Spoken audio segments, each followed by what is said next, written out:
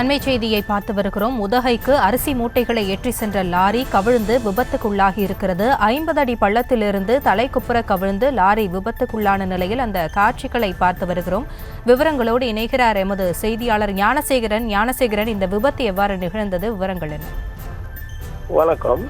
நீலகிரி மாவட்டம் கூடலூர் வழியாக கர்நாடகா மற்றும் கேரளா மாநிலத்திலிருந்து நாள்தோறும் நீலகிரி மாவட்டத்திற்கு ஏராளமான அத்தியாவசிய பொருட்கள் லாரிகள் மூலம் கொண்டு வரப்படுகின்றன.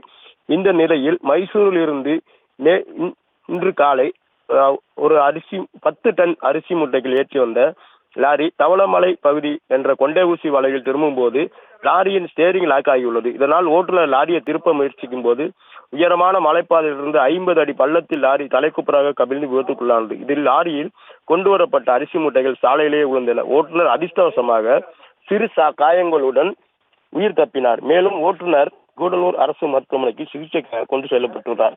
சாலையில் விழுந்த லாரியை மீட்கும் முயற்சியில் நடைபெற்று வருவதால் தொடர்ந்து 4 மணி நேரமாக இச்சாலையில் போக்குவரத்து பாதிப்பாகியுள்ளது. அரிசி மூட்டைகளையும் லாரியை அப்புறப்படுத்தும் பணிகள் நடந்து வருவதால் தொடர்ந்து போக்குவரத்து இன்னும் 1-2 மணி நேரங்களில் சீராகும் என தெரியப்படுகிறது.